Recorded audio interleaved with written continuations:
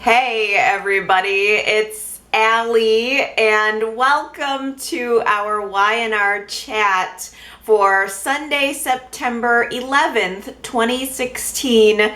Adam Newman is dead. Or is he? I'm gonna go with no. I'm gonna go with he's definitely not dead based on odds and based on history and based on how many other times the man has died. I'm watching the entire week's show thinking to myself, I can't believe we're burying Adam Newman again. I mean, so soon, so close to the last time we were burying him. Wasn't it maybe 2 or 3 years ago? How many times can a man die over the course of 5 years? It's a little bit ridiculous, but it at least gave me a chance to put on my funeral attire. Oh boy, and join in the mourning. Honestly, part of me had a hard time really getting into it. I mean, I appreciated all of the characters finding out that Adam had died and seeing all of their individual reactions. I thought we got some really great acting this week from everyone in town, but there was a part of me that just felt so disconnected from the idea that Adam was dead. I think I'm just not at all believing that Adam is dead. It feels like a very obvious, he's gonna be dead until we find somebody else to play the role, or, so there was a part of me that wasn't fully emotionally engaged because I don't believe Adam is gone, but at the same time, I thought it was a very emotional week. There were a lot of, like I said, great performances, and I couldn't help but think about how much different this time was different from the last time that Adam died. Where else, besides on soap operas, by the way, can you compare different times that people have died? This is kind of uniquely soap opera, but I kept thinking about the last funeral that Adam had, where it seemed like only Victor was present. I remember him very clearly at the graveside, just seeming like he was very alone, the lone person weeping over his son's grave, and at that point that almost seemed more final somehow. But it's odd that this time around it kind of felt like Adam was remembered with such high honor. Everyone came in and had a lot of esteem for him, had a lot of nice things to say, and had a lot of grief of their own to share. Even people who were Adam's enemies and didn't think very highly of him in the past really came around to say some beautiful words. It was very sad. I mean, there was a lot of sadness. I think it kind of started Monday, Tuesday, Wednesday's show. There were a lot of tears. There was a lot of heartache, and it was a little bit hard to watch. Of course, I was able to kind of mediate my sadness by checking out all of the funeral fashion. Is that wrong of me? Is it bad that, is it in poor taste that I was checking out everybody's funeral outfits? I can't believe I said wedding. That was such a slip, but it's like every time everybody in Genoa City comes together, there's just so many beautiful outfits to look at and admire.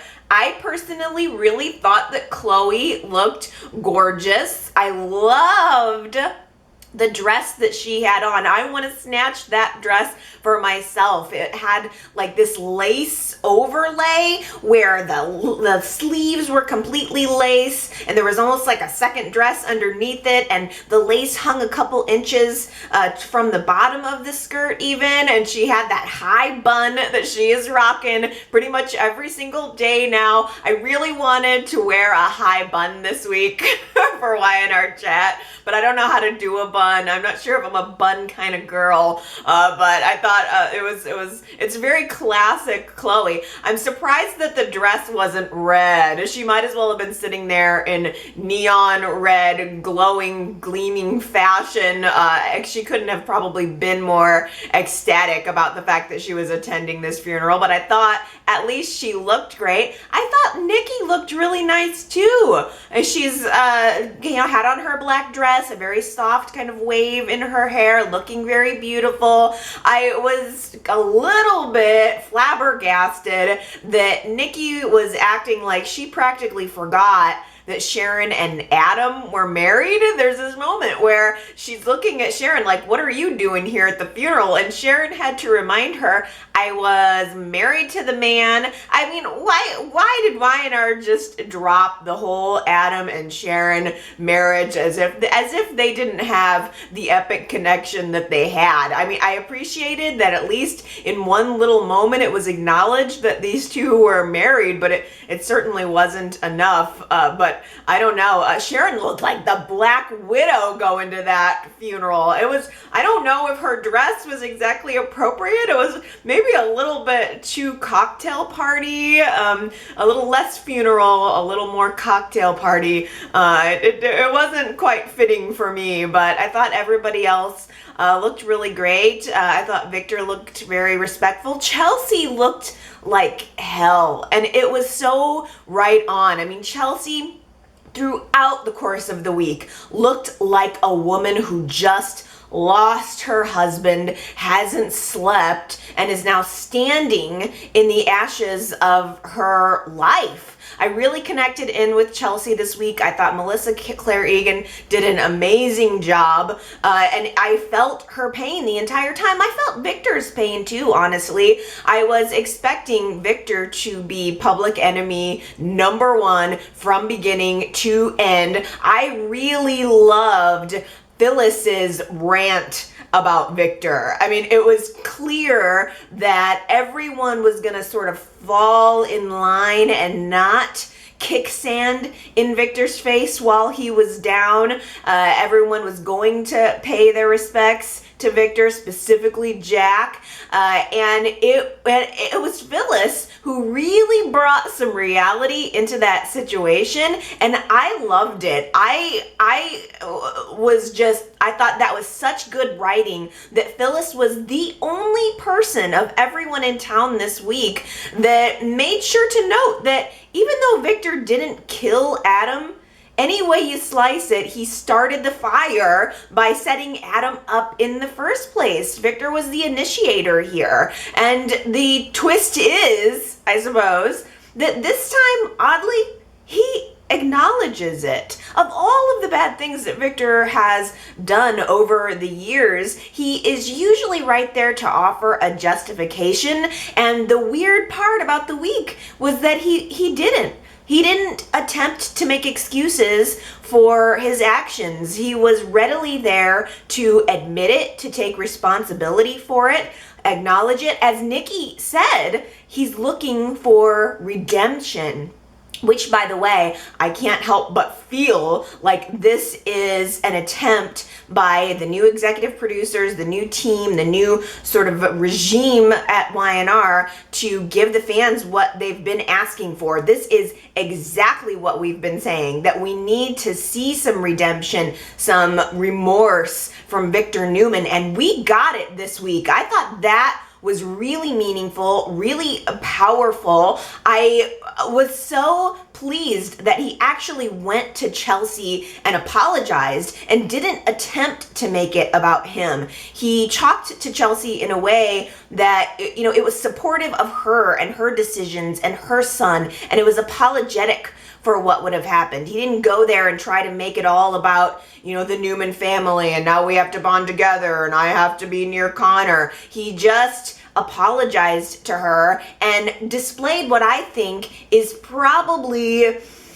his feeling of punishment, self-punishment, because I think that what Victor's probably going through right now is the worst punishment of all. If everyone in town all week were attacking Victor on the same level, for instance, that Phyllis was, I don't think that it would have affected him as much. It's now coming from the inside. Victor's punishing himself, and I think that's probably the worst punishment of all. Not just losing his son, but knowing that he's not innocent in it. So he goes through this process of apologizing to Chelsea, of going to the funeral, of standing in front of Adam's big portrait. They, at every funeral we have to have the big printed canvas portrait in the ornate frame sitting next to, or there's no, and some candles, since there's no casket at this one. It's just the Adam memorial service. Victor stands there looking at that photo,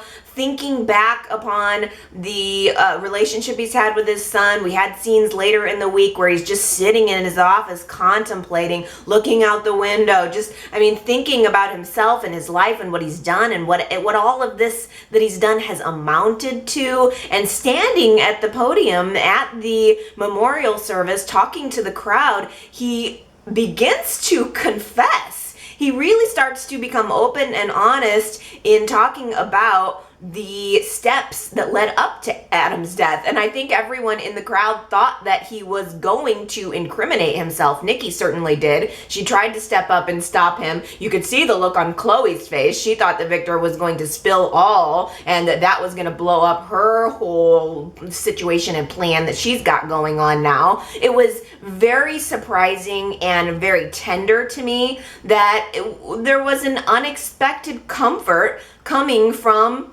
Jack. Jack stood up in the middle of Victor's speech and started giving Victor reassurance that if Adam was here, he would have forgiven him. I don't know if you guys think that was true. I don't know what you guys thought about Jack standing up and giving his emotional speech, interrupting Victor, offering condolence to Victor and support to him. Of course, it was spliced in. Jack is going on and on about forgiveness, and it's spliced in with Billy and Phyllis having hot cabin sex. Thank you, Lord. It was a little bit heavy in the room, so it was nice to have a little something on the side to occupy the base levels of my mind here. That was wonderful.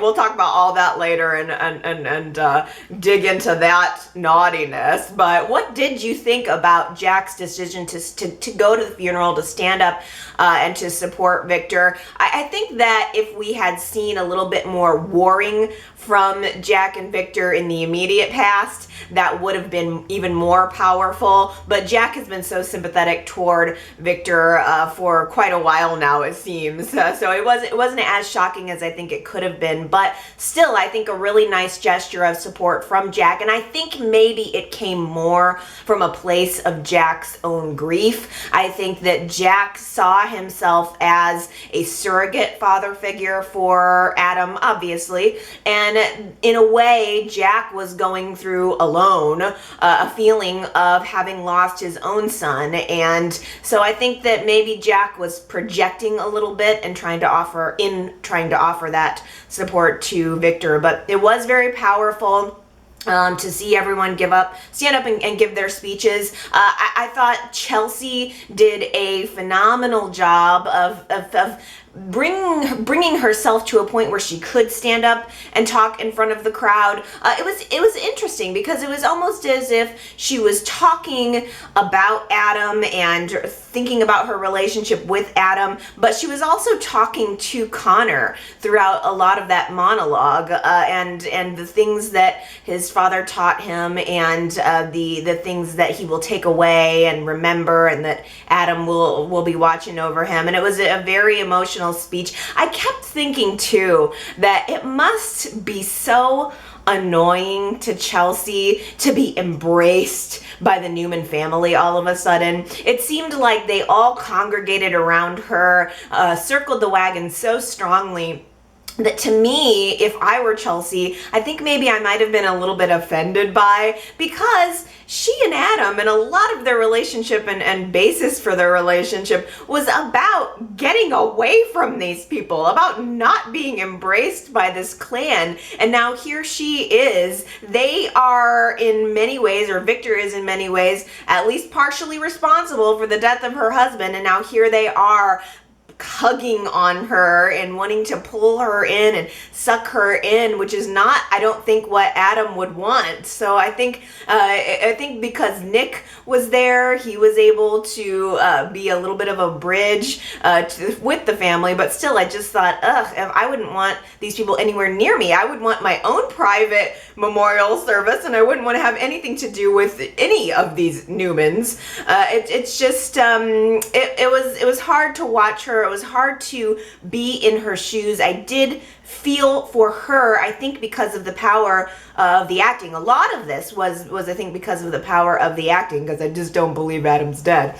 I had a hard time, I tell ya, watching Chloe sit there, even just like before the service, at the apartment, being around Chelsea, watching Connor, saying, oh, he put on his favorite shoes that his daddy got him, and we took a picture, and then going to the funeral with her, and that whole speech about, if you need anything, chocolate, Kleenexes, I'm here for you, girl, being a real, like, girlfriend. And then going and sitting in the back of the pews, or of the chairs, while everybody else is hanging their head in a moment of silence. Chloe's just looking dead ahead. And I really think that she probably had to, it was probably difficult for Chloe to hold in her laughter and glee and cackles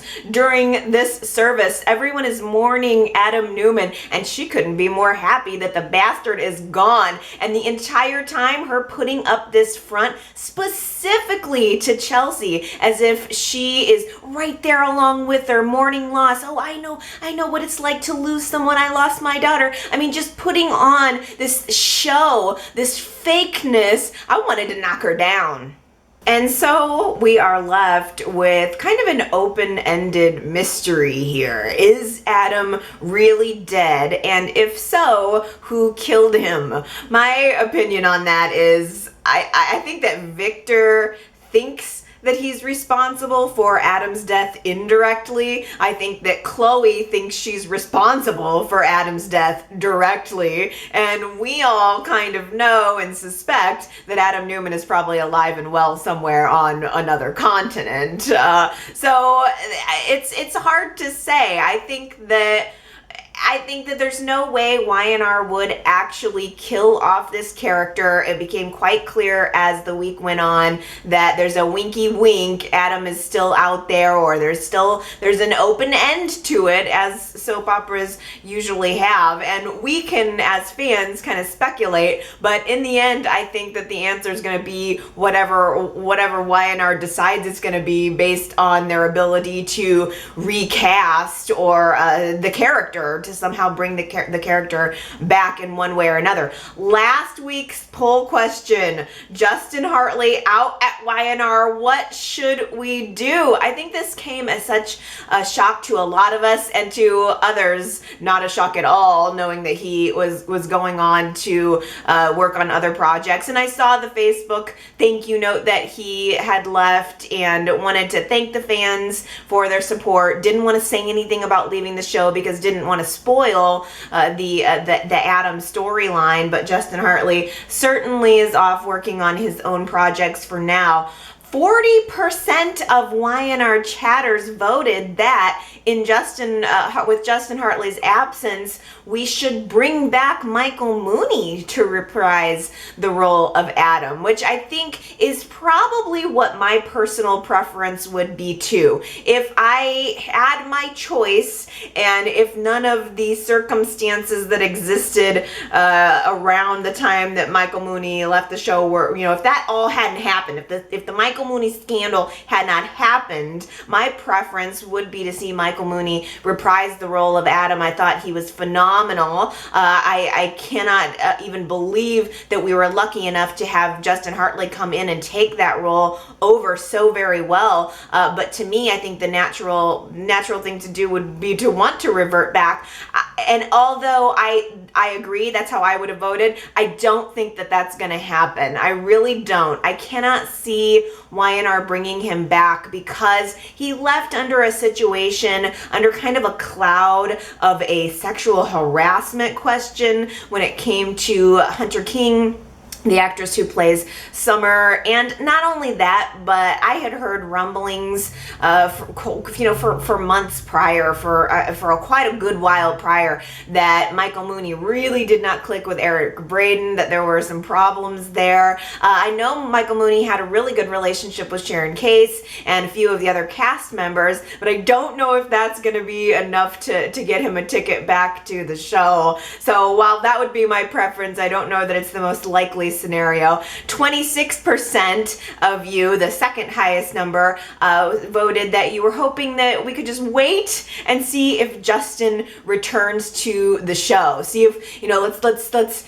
give Justin his time to work on his other projects and see if there's any chance that he will come back and work for us again in the future. That actually brings me to a really good comment that I got here from Mary Ann at yrchat.com. First, I got to mention that Marianne, I did not remember this, but you're so completely right, that this is actually the third explosion death for Adam Newman. Marianne says, I remember several years ago, 2010 or 2011, back there when there was an explosion at the Masquerade Ball. Adam was presumed dead for several weeks, or at least a couple months, and it looked like Michael Mooney had left the show then. He showed up later with an umbrella drink reading the paper about his death. So it's my wishful thinking that maybe Justin Hartley has left the show for now, or until everyone finds out about the status and future scheduling of his show. That's brilliant, Marianne, because I wonder if that might be the most likely cased scenario. Justin Hartley has gone off to work on his other project. We don't necessarily know if it is going to be a long-term thing. I think he's assuming that it is. Everything that we've gotten from him has sounded very final when it comes to Y&R, but I do wonder if Y&R might be holding out a little hope and a little space for Justin Hartley to return if his other project doesn't end up becoming a long-term one. Now, 17%, there was a tie between two other options on this poll. 17% of you said we should just recast a brand new Adam, and 17% of you said let's just kill Adam once and for all. I don't think Y&R is just going to kill off this popular character, but if they don't get a recast right, they might as well. I'm open to a recast of Adam. I've heard a couple of different names thrown out there of people who might be able to take over the role, and in fact, it sounds like some people have been seriously considered for the role. So we'll just have to wait and see. It's one of those things. You just have to see how the actor goes over with the fans, see how the chemistry works with the other people on the show. I don't know if a recast would work, but I want Y&R to put some really good time and effort into it. I want them to, if they're going to do a recast, to really try and get the right recast, because frankly I'd rather them kill Adam once and for all than to do a bad recast. But for now, I get the sense that we're just moving on. There's not a whole lot else to sink our teeth into as far as this goes. A lot of the week felt like it was just kind of explaining Adam's death, and then we're just going to move on from it. I mean, Nick talked Chelsea into not ratting out Victor about the escape plan, so there's no real charges for Chelsea, no real charges for Victor. The police are off the trail for the most part. They have determined that the explosion at the cabin was an accidental propane tank explosion, which I don't know how the heck that happens. I mean, I live in the Midwest. Half of the people here have their entire house powered by propane tank. I don't know how you have that. And I've never heard of any explosions. So I don't know how exactly that would happen. But they have found blood and tissue at the cabin. So that everyone, you know, with the police assumes that Adam really is dead. And then we had a scene of Chloe going to visit Delia's little graveside memorial, which yet again, we need to get rid of that thing. We need to never see that roadside memorial again. Didn't they plant a tree in Delia's honor? Isn't there a space in Chancellor Park where we have a memorial? Let's bring that back. That at least is a happier memory for all of us. But Chloe is still right there on the roadside looking at those pictures and teddy bears and flowers of Delia's and saying out loud, justice has finally been done. And that is what makes me think that maybe Chloe thinks she killed him. And maybe possibly she didn't. Maybe Adam got a leg up on her. Maybe Victor got a leg up on her. I just feel like Chloe's intention going to that cabin was to kill him. She said it. She expressed it. She said she wanted to watch him die. I just wonder if something else happened, if somebody pulled him out of the cabin prior to the explosion. There's just no way that he's actually gone. Chloe's not going to win. She's only going to think that she's won. And then we saw a follow-up scene after a very emotional memory sequence of of Chelsea's thinking about their wedding and when they put on their wedding rings. And then we see a little flashy flash of a gloved hand taking Adam's wedding ring, putting it in a drawer, and closing the door for who knows how long, presumably until there's a recast or a situation to bring Adam Newman back. So that is going to be our poll question for this week. Who's the mystery gloved hand? I have seen so many different people talking this week about, speculating this week about who it could be. My initial reaction was that, oh, it's Adam, he's alive. That's him putting his ring away in a drawer. But I've heard a couple of other options out there. I've heard maybe it's Chloe. I've heard maybe it's Victor. So why don't you guys weigh in this week and all tell me who you think the mystery gloved hand is. yrchat.com if you would like to vote in that poll. Tell me who you think it is. Leave your comments about why you think that's who it could be. I really want to read those, and I'm hoping that one of us is right. I'm hoping that ultimately whatever the mystery glove is, that it leads to Adam still being alive, and that it's not going to be too terribly long down the road.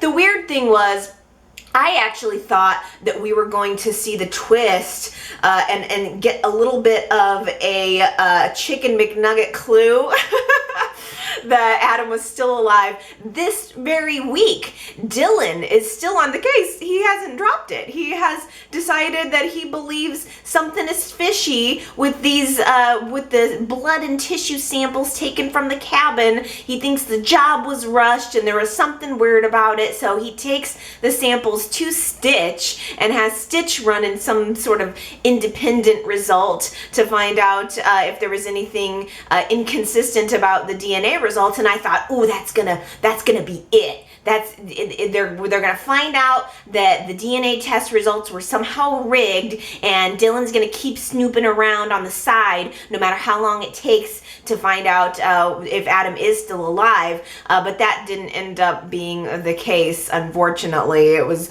ruled that the test results were on the up and up, so there's absolutely nothing for us to hold on to. I mean, Dylan's been getting these warnings from Paul Paul the entire time that he just needs to drop any cases having to do with Adam. It continued this week. Paul told him, look, Adam's dead. There's nothing more to investigate here. You don't need to know anything more about him. You don't need to continue to try to find out what Victor's involvement was in any of this. And Dylan, it seemed, was not going to take that advice. It seemed like he was going to keep pursuing. But now that he got the results of the DNA test and everyone in his life is telling him just drop all of this, I wonder if that's just going to be case closed. I wonder if we're just not going to hear anything more about any hope of Adam still being alive or any other twists or anything like that. I wonder if we're done investigating Adam, done investigating Victor, done looking at Chloe, or maybe not. Maybe Y&R already has something up their sleeve. I mean, for all we know, they've already recast the character of Adam, and they're just waiting to introduce him onto our screens here in the near future. So let's focus in on these warnings that Dylan has been getting. Of course, Paul has been telling him to drop the case with Victor, don't pursue anything having to do with him. But Sharon has also been begging and pleading with Dylan to not pursue anything having to do with Victor. Sharon is on the surface saying to Dylan that she is afraid if he goes after Victor, that Victor is going to retaliate against him. But I think we as the viewers understand that Sharon is terrified for an entirely different reason. Sharon is hiding something. Sharon has a big secret that can be found out. And I think Sharon is afraid that Victor or someone else is going to end up blowing that secret up. If Dylan starts poking around in the wrong places, he could jostle something loose that she doesn't want to be jostled loose. Now, there's been a lot of chatter this past week about the paternity storyline. I think that viewers are starting to sense that that's going to be the next big rumble, and I think that's very much true. And I honestly probably wouldn't have focused on it as much this week, but you guys have definitely been picking up on something, and I got to be honest, it's kind of confusing because this whole paternity thing is a twist within a twist, and some people know this part of the twist but don't know that part of the twist, and then there's other people who know that part of the twist but not this part of the twist, and it's hard to keep it all straight. Sully and Christian and who's the father, and I mean it really is kind of mind-boggling. So who is it exactly that knows the truth that Sully is Christian? Who knows that secret? It's Sharon and Mariah and Nurse Stevens and Patty, right? Is there anybody I'm missing? Sharon had made reference to Mariah this past week, that Mariah was the only one who knew her secret, and she was a little bit worried that Mariah might accidentally tell someone, because Mariah did, in all honesty, almost tell Kevin. But then we do have the Nurse Stevens and the Patty factor. Those are all people who know the Sully is Christian part of the twist, but who knows that Christian is alive? I mean, who knows? I mean, most people assume that Nick is was the father of Christian and that Christian died. So Sharon and Mariah are also the only people, am I correct, that know that Christian is actually still alive. But the thing is, Sharon doesn't know the other piece of the secret, that Adam is the father. As far as I can tell, it's only Adam and Chelsea and Victor who know that Adam was the father of Christian, but they don't know that Christian is actually Sully. Am I wrong? Am I recapping that correctly? It's gotten almost just too convoluted to keep track of. And then I guess so the other piece of it here is there's really only one person who knows everything. and that's Sage, and she's dead. Is there any chance that Y&R might quietly be working behind the scenes to bring Sage back to bust up this whole secret? Is there any way on earth that Sage might still be alive? Because otherwise, I'm not exactly sure how all of the truth is going to start to leak out. It is overlapping. It's just absolutely crazy. But I do sense that it is going to be the next big reveal, and that it is going to come in two different waves, because we first have to find out, or the larger public, be it Dylan or who, anybody else, has to find out that there was a baby switch, that Sully is actually Christian. And then the second wave of information has to hit that Christian is actually still alive, and that that Nick is not the father, that Adam is actually the father. So it's all gonna be crazy. And I almost am wondering if Y&R knows what they're doing behind the scenes, if they've already got this arc plotted out. I'm wondering if there's any chance that Sage can come back. I'm wondering if there's any chance that the Sully Christian reveal will end up being what brings Adam back onto the scene, because Adam only knows the piece of the puzzle that he was the father to a child that he thought was dead. If he then finds out, if he is alive and he then finds out that the child is still alive, would that be what could bring Adam Newman back to Genoa City to claim his son?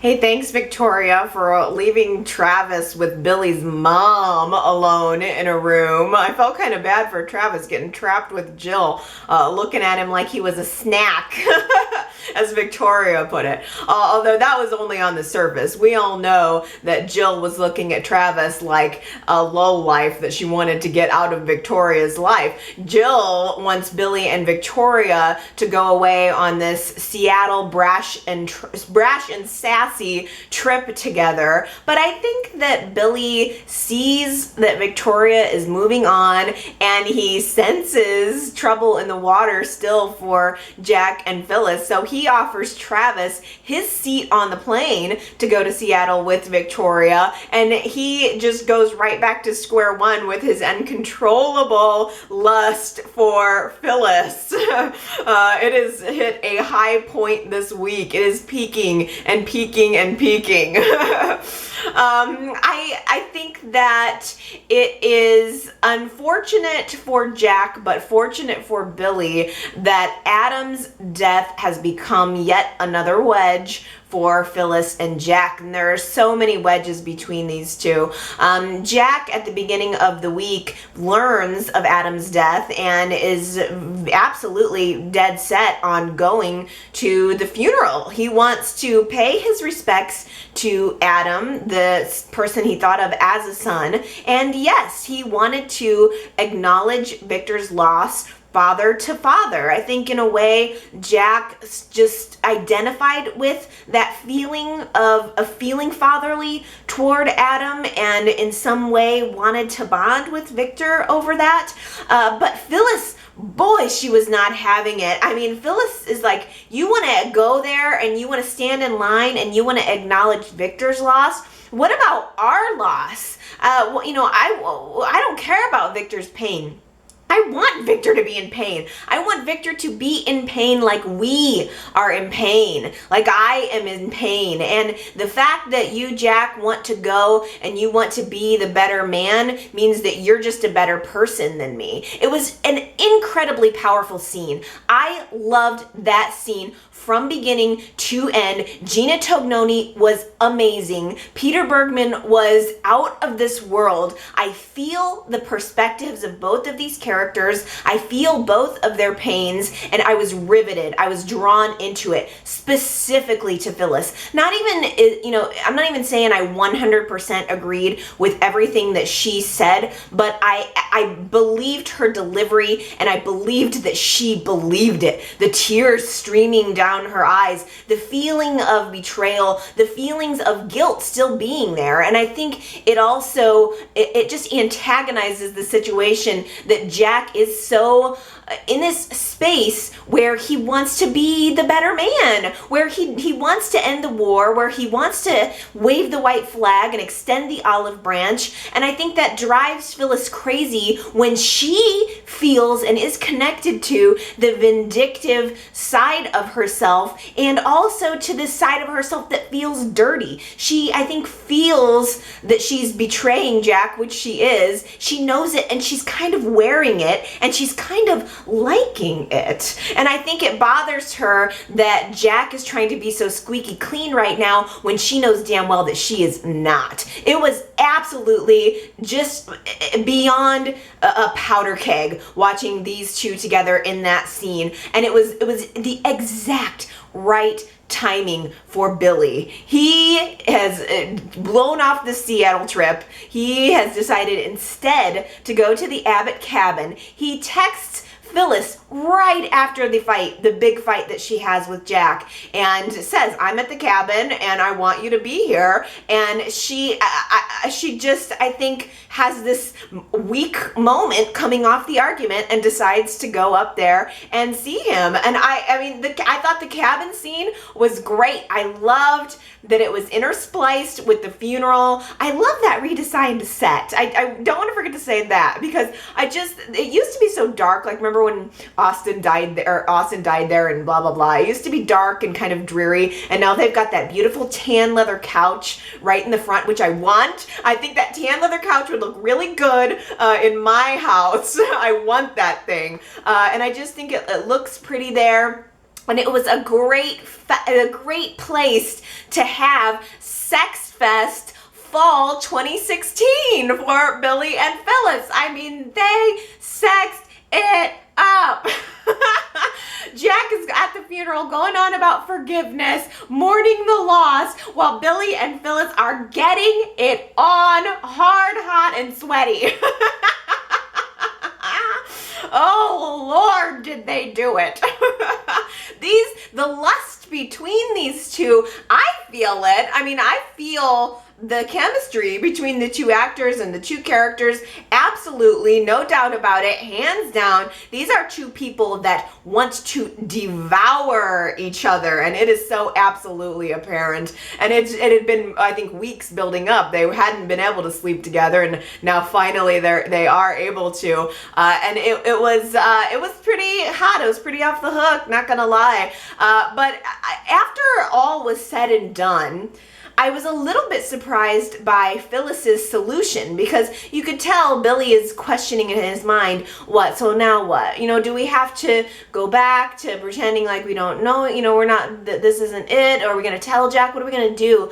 And Phyllis's suggestion was that they should just lead double lives, that essentially the affair should just go on. She just realizes that she is stuck between a rock and a very, very hard place named Billy, and she just wants to ride the middle for as long as she can. But it's hard for me to connect with her after she hits that point. I'm with her, and then it's like, I get that you're attracted to Billy, but I guess I don't get why you don't just leave Jack. She wouldn't have to admit the affair with Billy. She could just leave Jack if she can't be committed to him. I understand that Phyllis obviously loves Jack. She respects him. She wants to be there for him, but she also resents him deeply. She resents him deeply, and also she wants to have sex with his brother too. So she's not really saving Jack any grief by going on with the affair, because when Jack finds out about the affair on his own,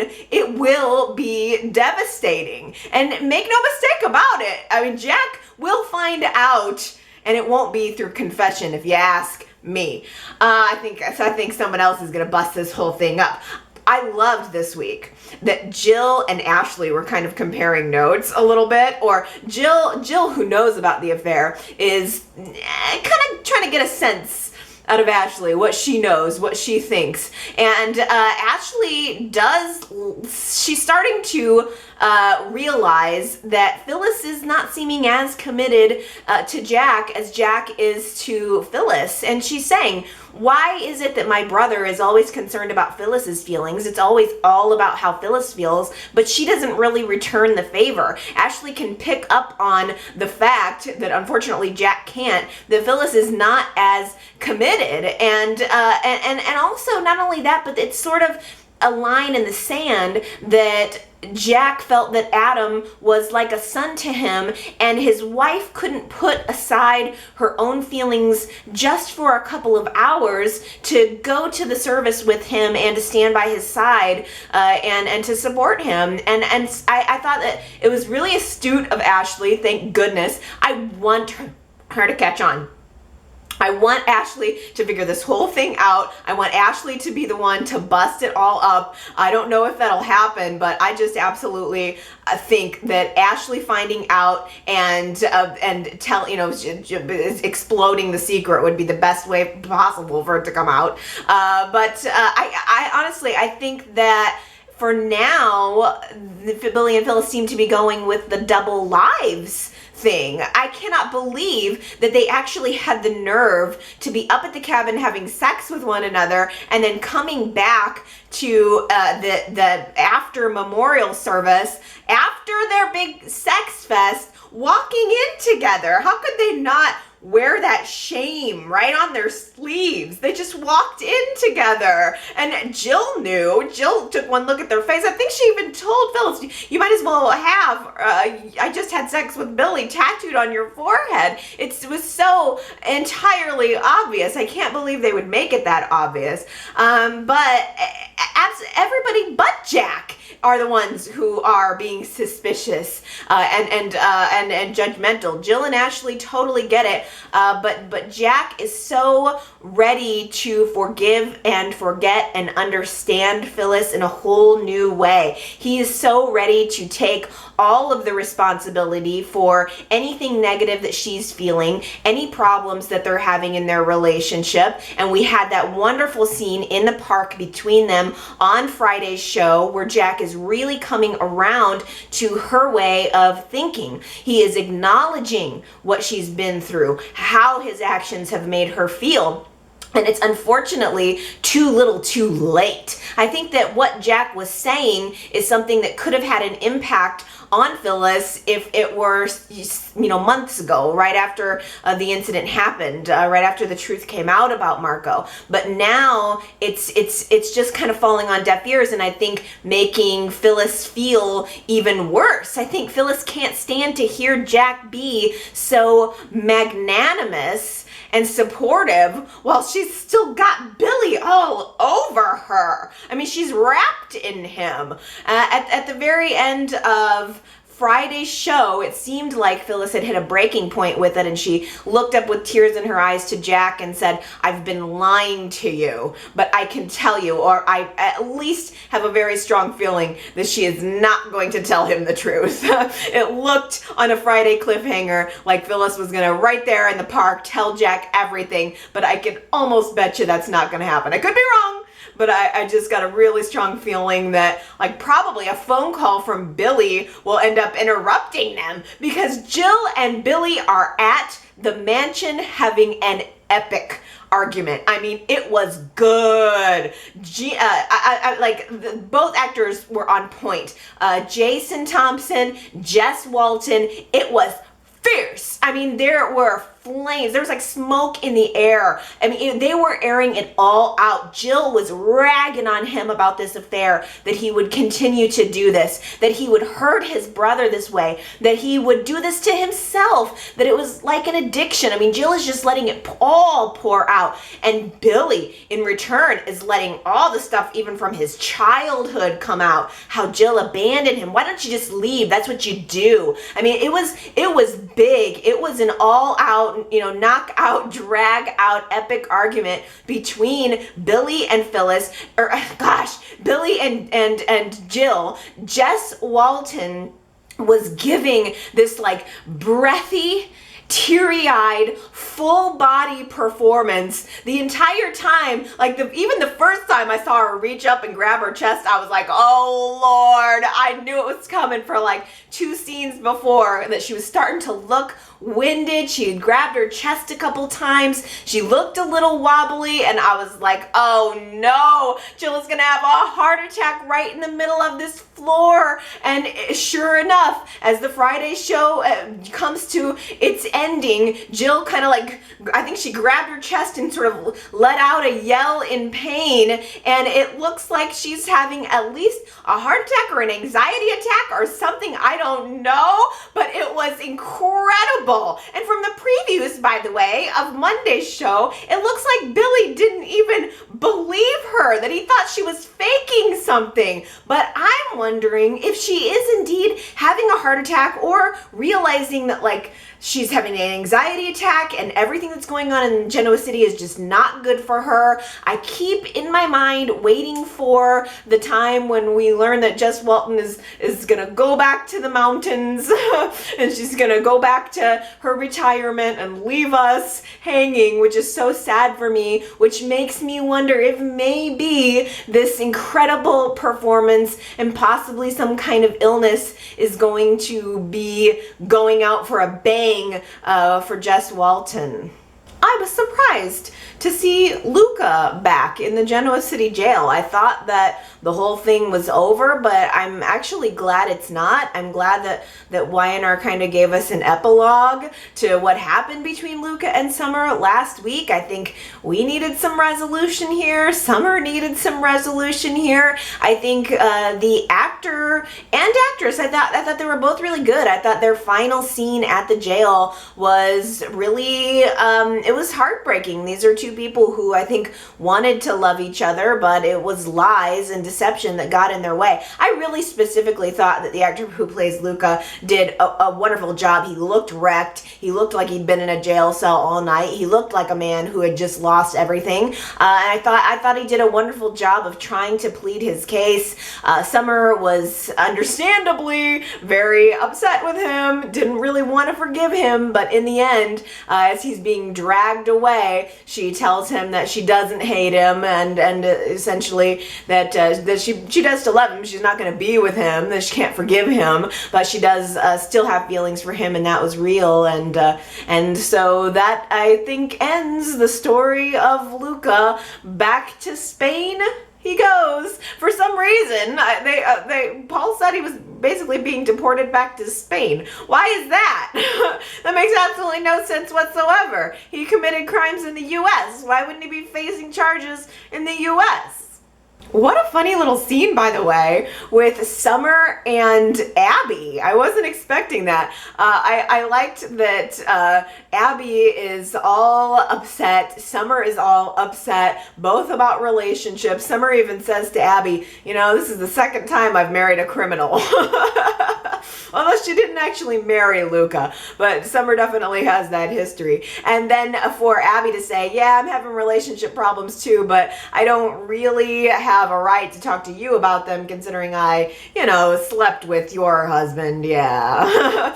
So that was a funny little scene. Abby, just at the tail end of the week, is starting to realize that she's coming to a breaking point in her relationship with Stitch. He didn't go to the memorial service with her.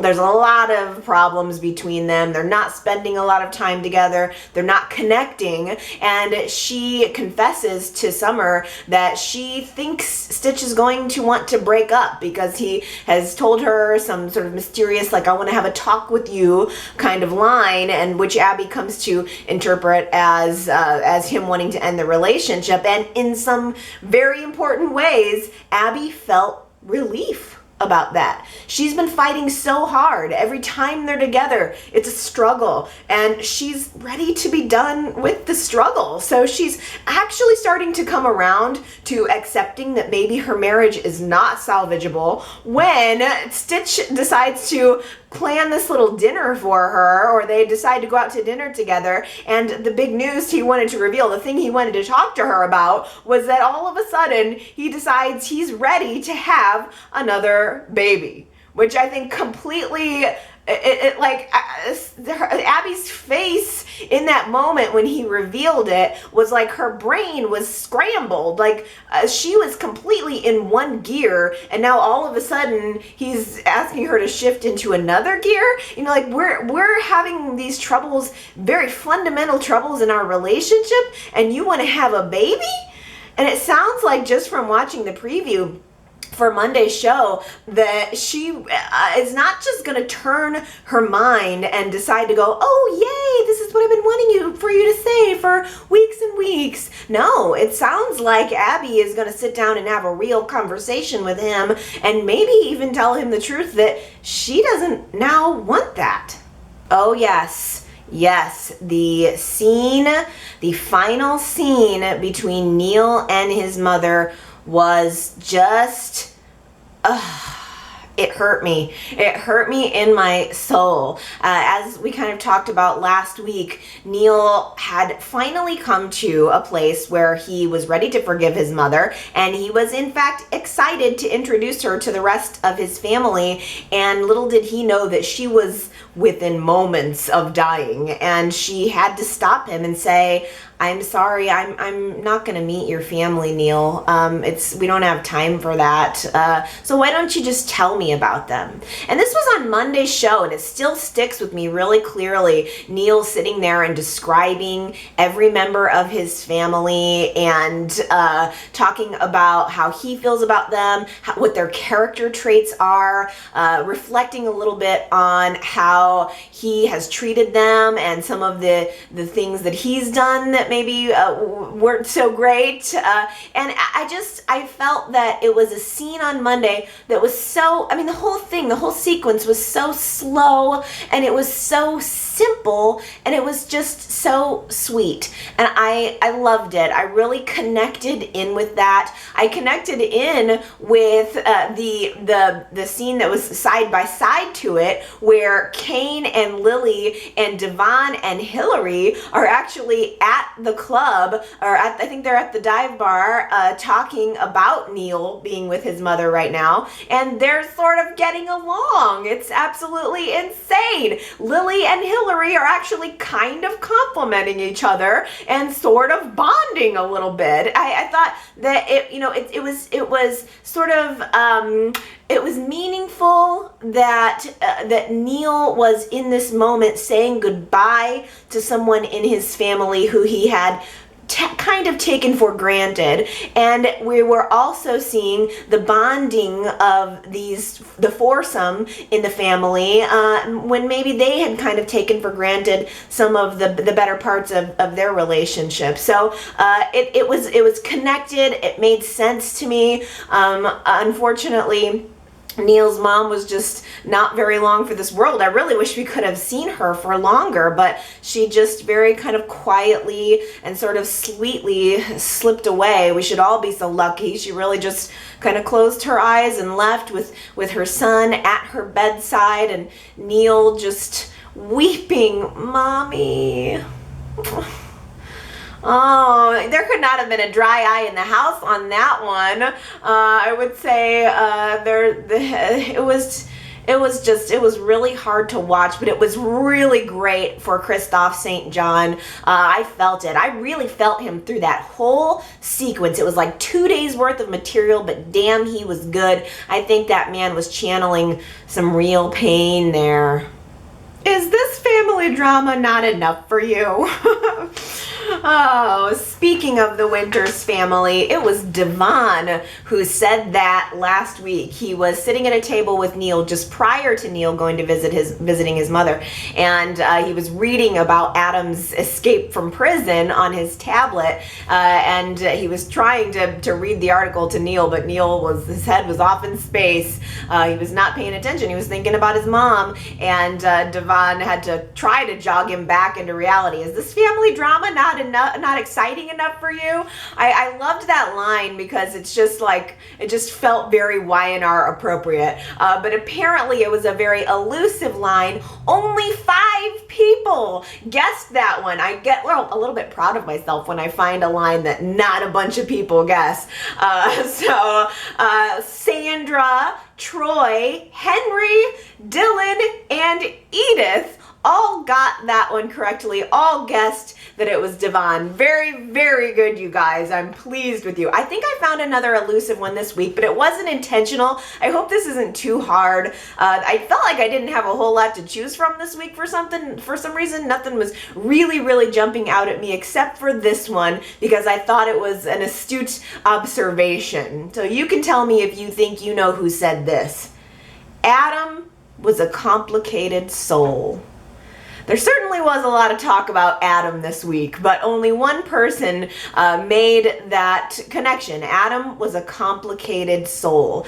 YRChat.com if you'd like to leave your guess. I think I also liked that line because it was, you can't really simplify the life of a man like that, and it seemed like we were squeezing a lot into this memorial service, but Adam was definitely somebody you couldn't put in a box. So if you think you know who said Adam was a complicated soul, YRChat.com to leave your guess, and if you get it right, I'm going to give you some extra lovin's on next week's YNR Chat. Let's start out our comments this week with a poem from the YNR Chat poet laureate Sandra. She left a very heartfelt poem in honor of Neil and Lucinda, which I shall read to you now as sort of a eulogy, I suppose. Neil and Lucinda reuniting, a future so inviting, but was a moment too brief. Steady now in your grief, cry for a life without her, shed a tear or two, but remember, Neil, your mother loved you. Is that beautiful? I love that, Sandra. That is really, really sweet, because it was such a sweet scene. I like also that you say a future so inviting, because it really, I think there was something about just those 2 brief days on the show that made me think, gosh, I would really have liked to explored a relationship of Neil's with his mother. And it feels like in the same way that Neil robbed himself of this relationship with her, the audience was kind of robbed of this whole well of story and emotion that we could have had. It was definitely sad, but I love your poem. That's beautiful. And Tina Cole on YRChat.com says, maybe Neil's mother's storyline is also used to help Hillary and Lily become closer and start mending their relationship. What do you guys think about that now? Do you think, as Tina Cole mentions, that Hillary and Lily could become friends? Would you like to see them become friends? Do you think they'd be better off as sisters than as enemies? I wonder. I kind of like them as enemies, but it would be nice in sort of a Jack and Victor kind of way to see them bury the hatchet at least for a little bit. It certainly was nice this week. Gary left me a voicemail about Billy and Phyllis here, and Gary says, the Phyllis that I know and Jack have absolutely zero in common, which is just being illustrated and playing out now. Also, Gary says, I appreciate Phyllis's voice on the show, that the writers are not forgetting the truth of the situation. Yes, Gary, I like your comment about Phyllis's voice being in the writing, because I think that it is unusual for soaps for the writers to be so very self-aware. We're actually seeing the playing out of consequences of an out there storyline. The twin switch, the whole Jack and Marco thing, and Victor's involvement of it. We're actually seeing the real repercussions of one of these crazy soap stories. And that is very unusual, and it has given rise ties to Phyllis having this very unique kind of voice in the dark, and it's almost as if it's taken on the audience member. Just, hey, this crazy thing happened. I want it to be acknowledged, and that we're actually seeing it play out is very, very unique. By the way, I really I liked Phyllis and Jack when they first got together. They didn't have a lot in common. It certainly seemed like he was more stable, and she was the kind of crazy one, coming off Danny and all of her madness. And I think coming off of she hadn't even been married to Nick yet. It was coming off of the Danny stuff, and there was something about Jack that kind of anchored her in and made for a very sweet romance. And I think it worked with Gina Tognoni and Peter Bergman here. But it, like we said, it's just actually the writing that's sort of pushing forward that I think is, making the couple not work anymore. This also made me laugh because Gary, this is a direct quote from Gary because I laughed out loud about this one. Gary says, someone should pick Chloe up by her little outer space bun and spin her around the room until she goes crashing through the penthouse window. What is with the bun, really? I mean, I do like the bun. It looks cute on her, but like every episode is the highest bun. I mean, if the bun gets any higher, it's gonna come to like a unicorn horn point on her head. But yeah, I mean, Chloe is frustrating. I like the idea, Gary, of thinking of you picking up Chloe by her little outer space bun. Katie on Facebook says, not saying that the funeral/memorial episodes aren't emotional. I cry every time, but you would think after a while it would get easier burying the same people over and over again.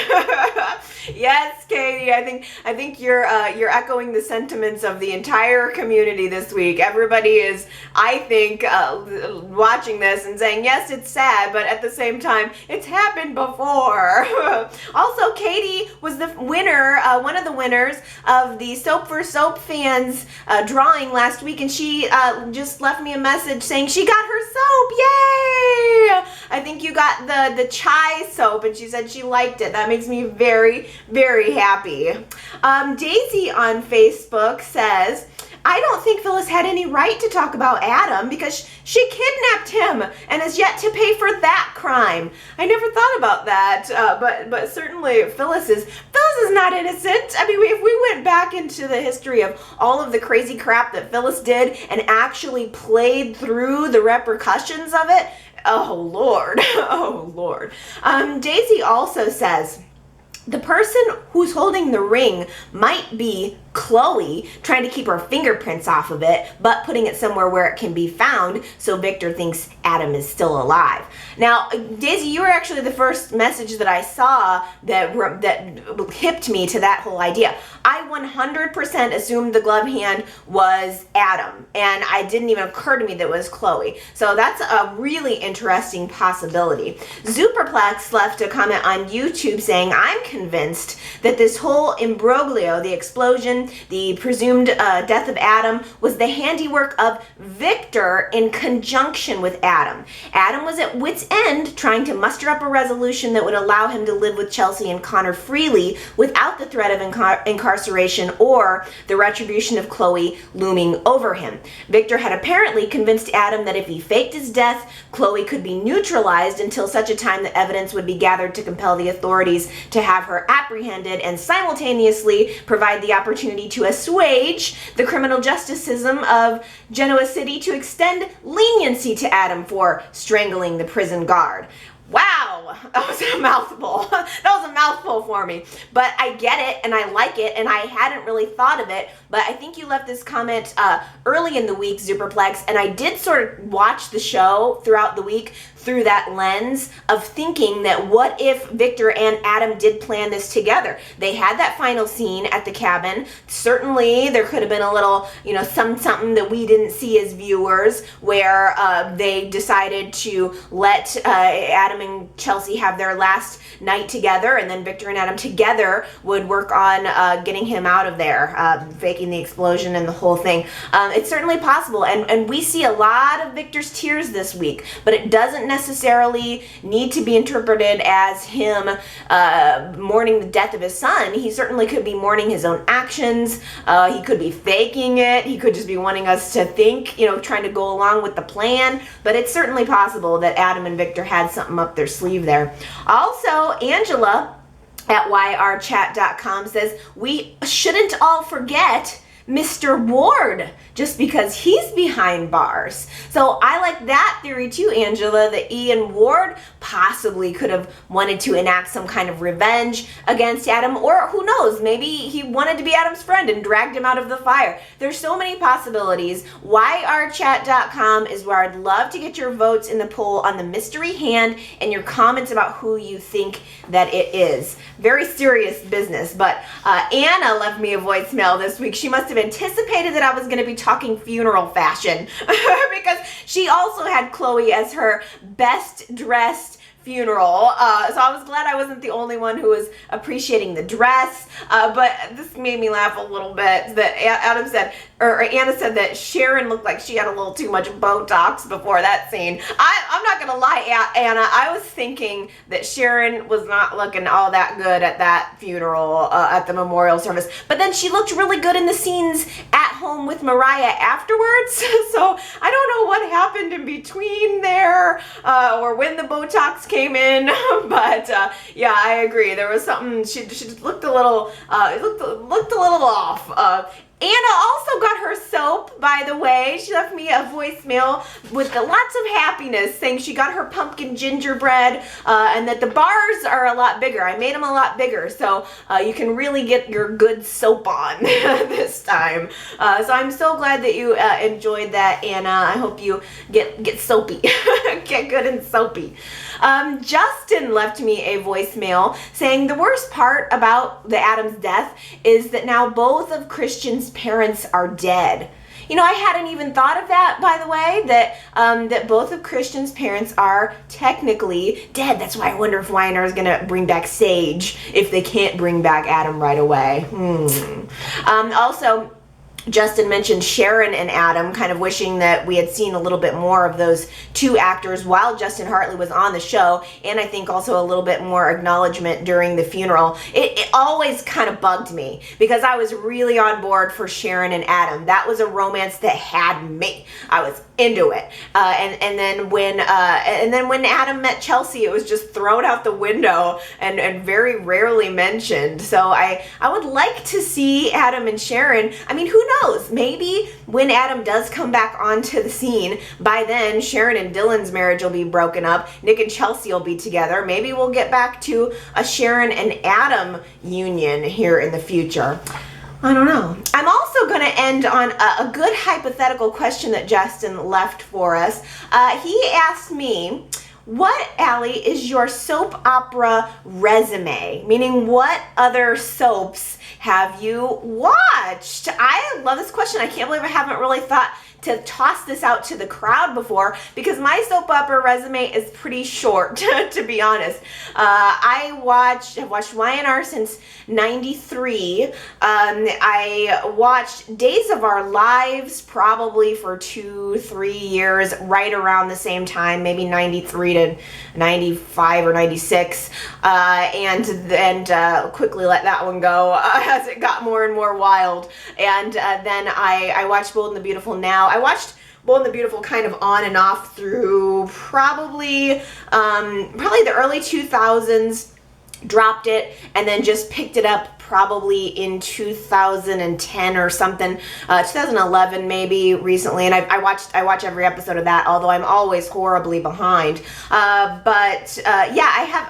I have awareness of other soaps, I think mostly because I would get the soap magazines, and of course now there are so few, but I certainly would kind of just flip through the magazines to see what, I was aware of who the other characters were. But as far as daytime soaps, that's pretty much as far as it goes. Justin had mentioned that he watches YNR, that he watched Sunset Beach. I didn't see that one, but I always do kind of remember that one being in the soap mags. So I think that's a good question for the crowd, though, because I know there are some people like me that are really more like single soap focused. They just kind of happen to get hooked on YNR, and I know that there are some people who just have a very long soap resume, like all soaps are their thing. So I put that up as a special community question at yrchat.com. If you guys would like to brag and talk about and reminisce about your soap resume, what daytime soaps have you guys watched? Feel free to list them, talk about what you liked, didn't like, list your years that you watched them. Maybe you can find other people who loved and remembered those shows too. If you're watching any other soaps currently, feel free to chat about that. yrchat.com if you would like to leave us your soap resume. And thank you, Justin, for yet another amazing hypothetical question. I can't wait to see the answers on this one. Okay, everybody, I think that does it for me for this week. It's been a good one. I've been getting lots of emails from people who got their soap this past week. I've been shipping out soap bars every day. Marianne just emailed me, said she really liked hers. So thank you, everybody, for your soap, for being interested in the soaps.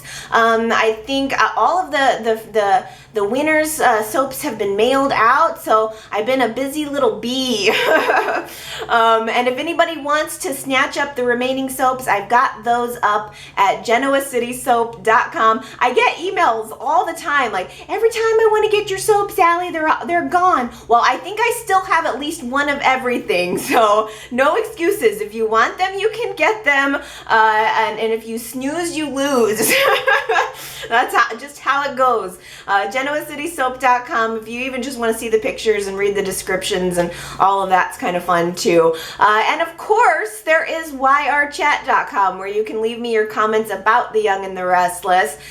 You can leave them on the blog, you can leave them on the Facebook or the YouTube, and of course, you can call into my voicemail at 309-588-4569. I think that's everything. I love hearing from you guys. Can't wait to see where the heck we are with the Billy, Phyllis, Jack thing. I'm wondering if there's any chance that's going to blow up next week, but I'm kind of thinking it's going to be more toward November. We'll see. But I will certainly be back next Sunday to chat about it. So everybody have a fabulous week, and we will talk next Sunday. All right. Bye.